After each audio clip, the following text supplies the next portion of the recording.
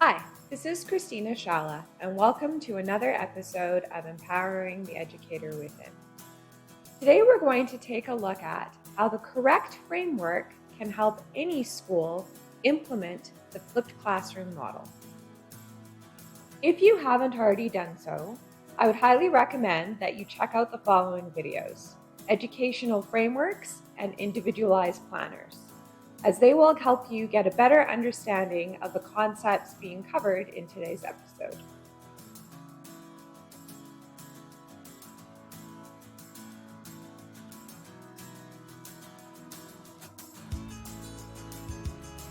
Let's say that a school's core goal was for teachers to plan collaboratively to ensure that across all subject areas, content was being learned at home in such a way that every child was able to practice at school. What would such a framework look like to allow this to happen? The flipped classroom framework that you see here is but one way that a school could design a framework in order to meet its objectives. In taking a look at the diagram, you'll notice that the center starts with the school's vision. That's number one. And that includes things like teaching methods, curriculums the school would like to use, philosophies, etc. And then you'll notice the diagram branches out into 4 different subject areas from there. Now, a school obviously will have more subject areas, but for simplicity's sake, I kept this framework's design just to the 4, just to illustrate how it would work. Then you'll note that step number 2 is next to the online teaching of the content. The subject area is online. And that's to basically illustrate to teachers that that would be your first step in the planning process across the board, is how you're going to be delivering the content to students at home. From there, you'll notice that step 3 is next to, it's like an arrow and it branches out into 3. And that represents differentiation that needs to be done, because as in the school's core vision, it stated that all teachers should be working collaboratively, and that would be inclusive of ELL and support staff. So by including them in this diagram of the framework with the 3 arrows, it shows how mainstream teachers along with support staff could be differentiating and scaffolding for students. Then it goes into step 4, which is the classroom, the teaching of that's happening in the classroom, which would be the students' participation in activities that are planned based on what they've learned at home.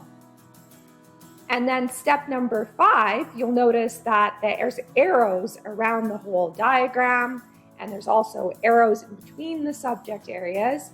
And because the school's goal is for teachers to be planning collaboratively, by inserting those arrows there, it sends the message to teachers that this was not, every man for himself, but this is going to be a whole school approach in delivering the flipped classroom method. As you know from watching prior videos, educational frameworks do not stand on their own. They merely provide a visual for teachers to follow so that they understand where they fit in the big picture. But in order for the framework to work, there also needs to be sets of individualized planners designed to support it. So today we're going to take a look at 2 different planners, one that's designed for a mainstream teacher that also includes learning supports and ELL staff. And then the second one, which shows how teachers could plan for multiple subjects collaboratively. Keep in mind, this is just one way the planners could be designed. schools are flexible in how they go about creating them so that they do support their flipped classroom framework. So in order to support the flipped classroom framework, you'll notice that this planner is divided into two. The top half is what would be completed by teachers first, and that would be for planning the content that would be shared at home with the students. And then you'll notice that the bottom half is for planning out the activities that the students will participate in at school, which is directly in line with that diagram of the framework.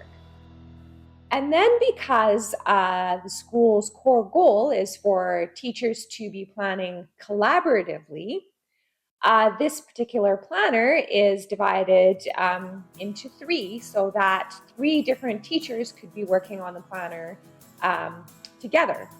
And the way that it works is the classroom teacher would need to do their planning maybe a couple of days in advance so that the support staff could plug in afterwards and complete their planning. But it starts with the classroom teacher going through and planning their activities or their the content for online learning at home, and then planning out what activities they'll be doing with the students in class at school. And then the planner gets handed to the learning support staff.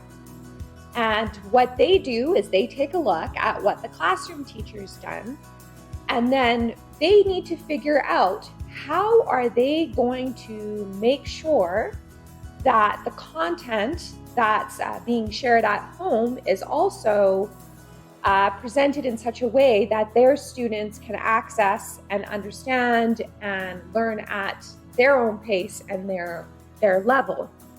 And so once they've planned out the content, they've differentiated and scaffolded, then they take a look at the activities that are planned for class, and they need to figure out ways so that their students can succeed and access the curriculum at school.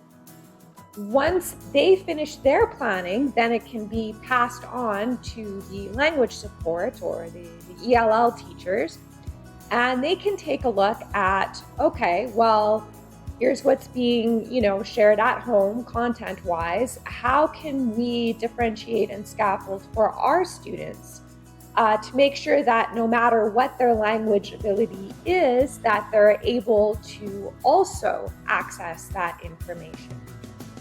And then, similar to the learning support, they need to take a look at, okay, here are the activities planned out for class.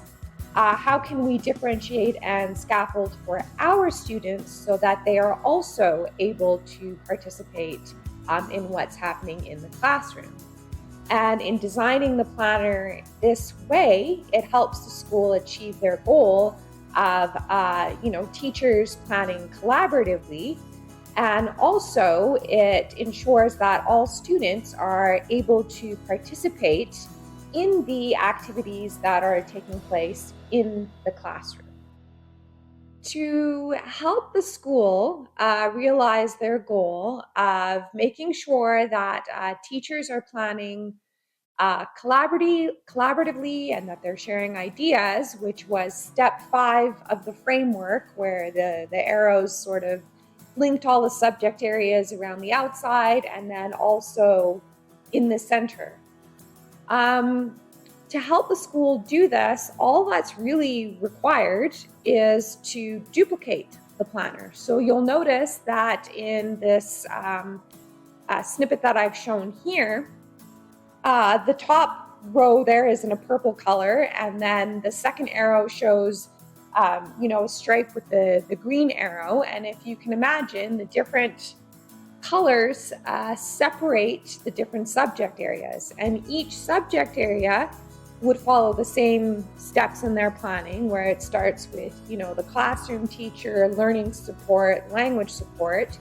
But by putting all the subject areas on the same document, you could actually have the teachers in team meetings completing their planning together and seeing where overlaps might be between the different subject areas. So, for example, maybe one teacher is covering something in language arts or science, and another teacher, perhaps the art teacher, the drama teacher, or the PE teacher, sees a way that maybe they could plug in and support the online content being shared at home in that particular subject area, but with an angle related to their own subject area.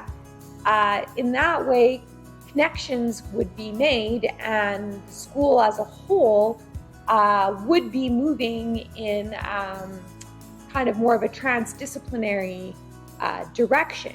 And because each teacher is using a similar planner that follows the same 1, 2, 3 step, it also ensures that the learning support and language support are also being included as much as possible in each of the different areas to help support students. Other than helping a school achieve its core goal, what are some of the other benefits of designing a framework such as the flipped classroom framework and planners to support it?